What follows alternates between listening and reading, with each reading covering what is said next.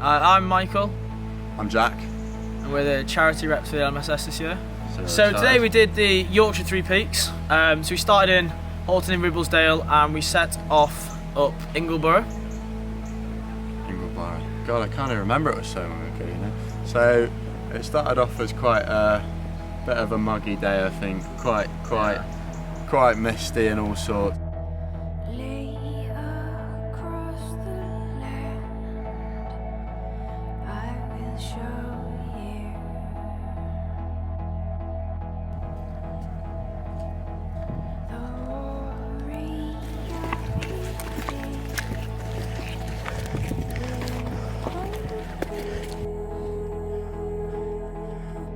We got up to Ingleborough, I think by about 10 o'clock, I want to say. But the views weren't nowhere to be seen. The views weren't really quite there, and it was quite a lot of an uphill battle to get up to the first bit.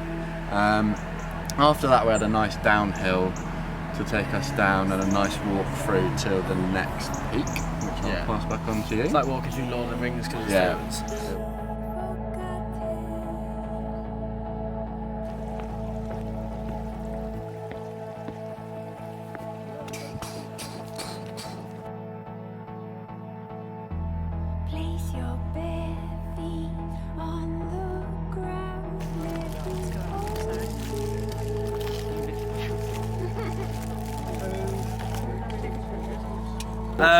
So then the second one was Wearside, and this took ages to get up. The slog, it was just constant uphill for ages. A lot of heavy heads, a lot of heavy hearts, a lot of heavy legs. But we got to the top and had a little mini lunch break, didn't we?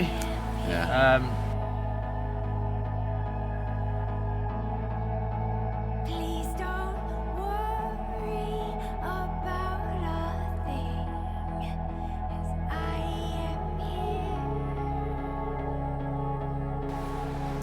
But again, fog everywhere, no views to be seen whatsoever. A bit underwhelming. And then we dropped down. Then we had quite a nice walk actually down around. We saw a nice waterfall as we were coming down, and went down some little rocky, craggy bits.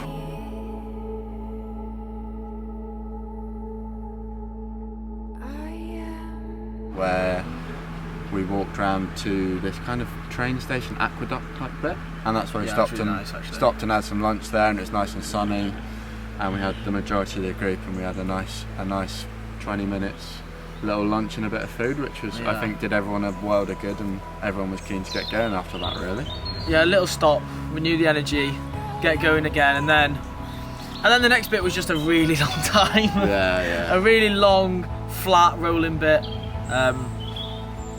And yeah, to get to the base of the last one, which was Penny Gent, took us a good few hours. Yeah, what did they say? It was 10-15 kilometres, I think. Yeah, and it was blister central. Yeah. Obviously, everyone tired legs, blisters all over.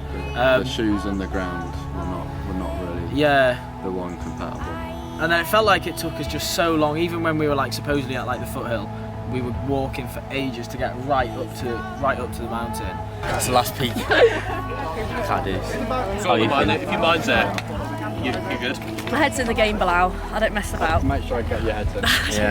Yeah. I feel One ill. more peak left. Sorry, look. I haven't even been able to film this peak because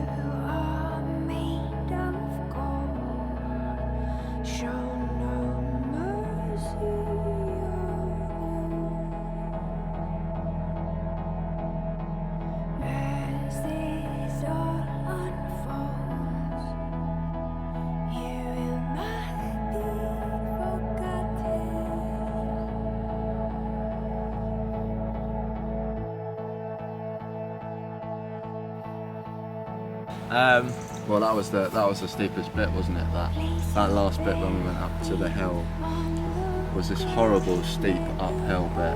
Yeah. They were all nice and paved and lovely, not any rocks anywhere, but it was just a relentless, endless steep. And I think we got to right before we kind of went onto the last kind of walk along the top of it, and it was, God, everyone was absolutely puffing. Yeah, we were really, there was some low people, so we put the music on, raised the spirits, and then it was really good. Once we got to the top, it was such a good atmosphere. The photos were lovely. Sun came out a bit. Sun came out a little bit. Yeah, we got a bit Mr. of a Blue view. Sky raised the heart. We got a bit of a view going, which was nice.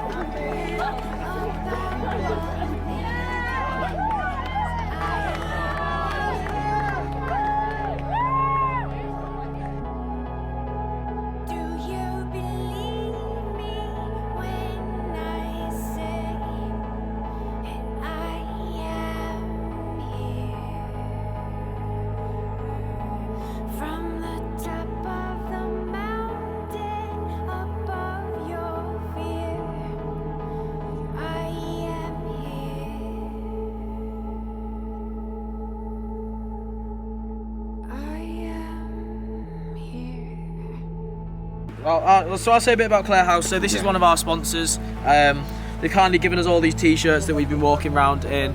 And Clare House is a children's hospice in the Wearside area, so obviously doing great things for terminally ill children and their families and supporting them and basically giving them the most fulfilling life that they can. And then I'll pass over to Scott. Yeah, and then the other one is Wirral Mind. Charity helps out with people with mental health in the Wirral and Liverpool area and does some really amazing work, especially post-COVID, where so many people have been suffering with mental health problems. So a really worthy charity is along with Clare House to be raising some money for. I think they've obviously struggled over lockdown as well. Like, people haven't been able to actually get out and do these sort of charity events in big groups. Obviously there was 58 of us walking today. And at the moment we've raised £6,000. Hopefully we'll get a few more. Haven't checked today because we've obviously not been on our phones, so hopefully a few more, but even so, £6,000, we're absolutely up. Absolutely over the moon. I think what made today special was the teamwork and commitment that everyone put in.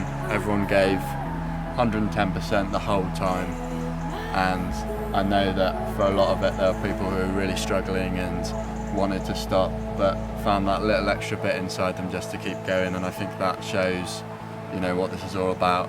You know, people realise that this is about raising money for charity and completing this task and, you know, doing a goal for yourself, but also helping other people who just, you know, need a bit more support.